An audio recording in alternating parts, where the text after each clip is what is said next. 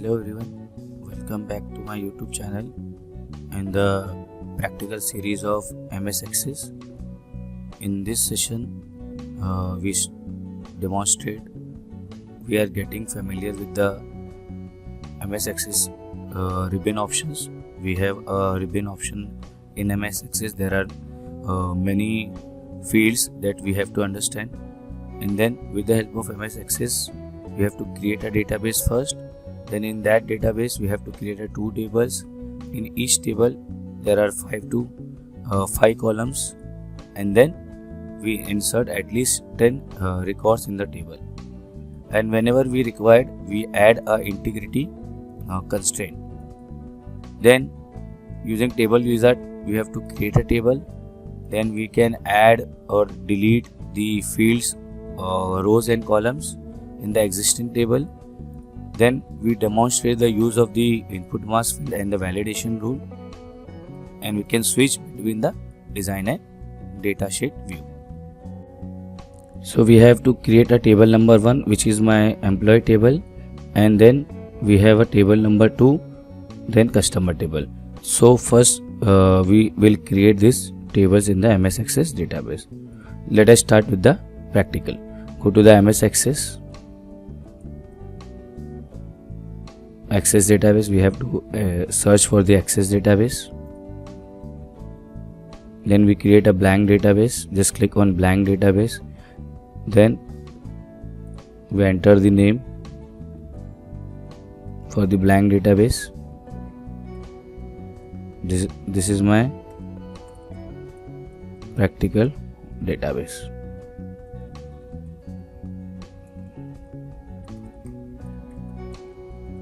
.accdb, and now we click on create button. So database is created. Now we create a table.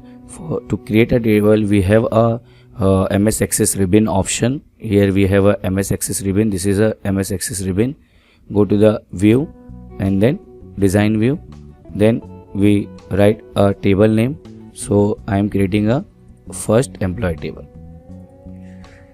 Now it is asking the column for the employee table. So we have these columns: employee ID, which is my number, right? And then primary key. What do you mean by primary key? It is one of the constraint that we are applying on employee ID. When we set the column as a primary key, duplicate values are not allowed, and that column is not empty. These are the two constraints. So first we create an employee ID. Then this number, or you can select the auto number so that the number is automatically generated. And then we have to write a description.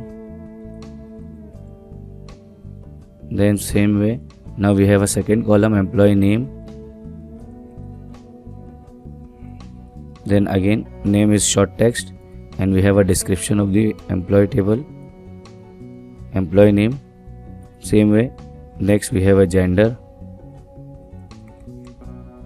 Then again short text, and then in gender we take this as a description. Then next phone number, again phone number, short text, description.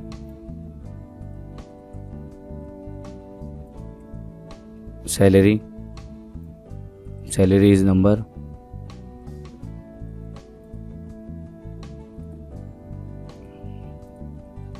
Then description.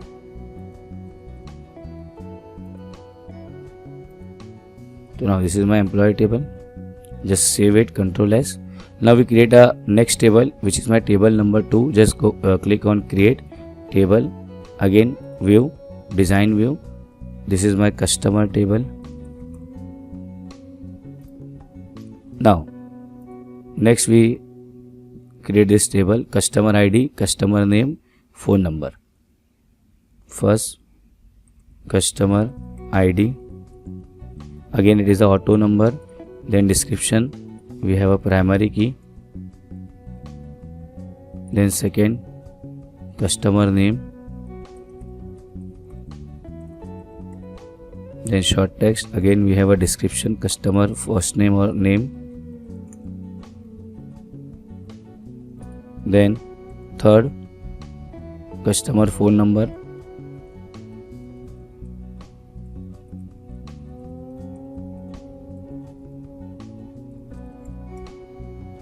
then again customer's phone number,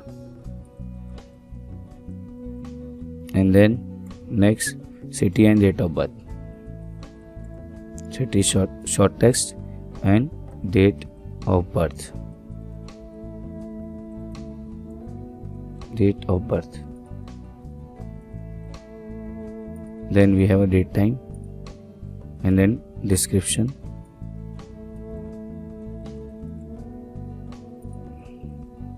And then last. So in this way we can create a multiple tables. So we have a database, in that we have a two table, employee table. So design view, this is the design of the employee table, and then customer table, and then again design view. So we have created a two table, employee and customer. Now we start with the validation part. As we can see here, right, we can apply some validation rule on the column. So first we take a gender. In customer table we have a column gender, then here we have a validation rules. As we can see here, you just select this gender column and then we have a validation rule. So suppose I am typing M or F. What does it mean? User either type M or F character in gender. Other than this character, it will generate the error. So we show the error message. Please type either M or F. So this is my first validation. Now just save this table, Ctrl S, go to the design view, datasheet view. Now I am typing here other than M. Suppose I am typing T here. Again, as we can see here, it is giving an error because we have applied a validation on gender. So we have to type either M or F. Then again phone number, then salary. Now since employee ID is auto generated, I am not entering this employee ID. I am going to next.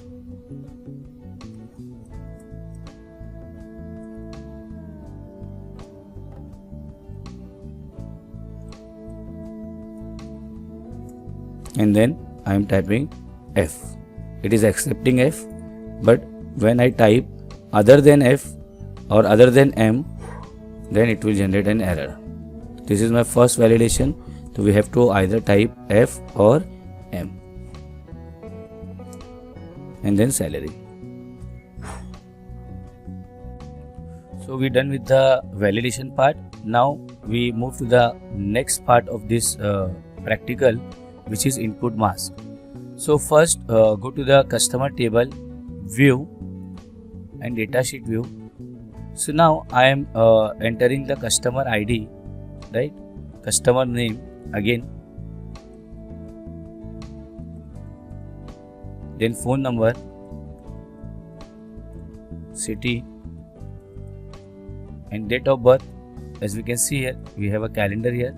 You can go to the previous month, right, and select any date. So यहाँ पे what happened, we are entering the phone number, but it is accepting as it is, right? And then we have a date of birth, right? There is no specific format of the date of birth. Suppose I want some specific format of the date of birth, then we have to use an input mask field. In the same way, we can also apply input mask field on phone number. So first I will start with the date of birth. For that we have to go to the design view. Here we have a date of birth, then input mask, and then click here. So we have a different formats of the date, right? You can take the date as an input short date. So we have to see the date like this: first month, and then date, and then year. Or you can select the medium date. Suppose I am selecting this date. Next, then this is a dash character. As we can see here, it will put an underscore or dash in the between the date, month and year. Next, and then finish. So I apply a input mask on date. Now again go to the view, data sheet view, then save the table. Now I am entering the date. So first I enter the name,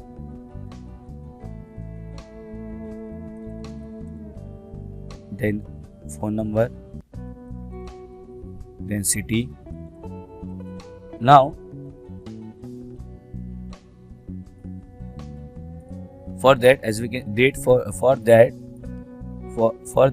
as we can see here, it is giving a specific format. Now we have to enter the date in this format only, otherwise it will generate the error. Now first I will give a month,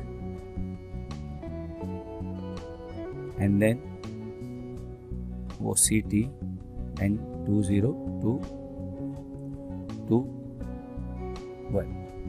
You have to enter the date in this format only. Again, now for third customer, so हम again mobile number, this is my Pune, just wait. Then again you have to enter the date in date of birth. Just click. Now it is asking this format. You have to enter this format. Again 11 December 20. So this is the input mask I had used in date of birth.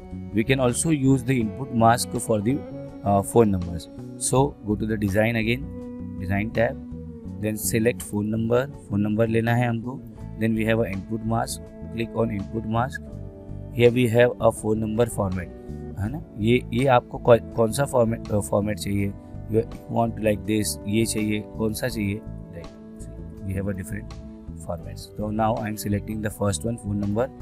Then again dash, and then with symbol. So it will add the phone number in this format. Next, and then finish. Then again go to the first save the table, Control S, and then design, and then data sheet view. So now as we can see here, it automatically converts all the phone numbers according to the input mask. Whenever you enter a new phone number, right? Suppose I am next customer, right? Now I am entering the number. As we can see here, it is taking the input in that format only. And then just click here.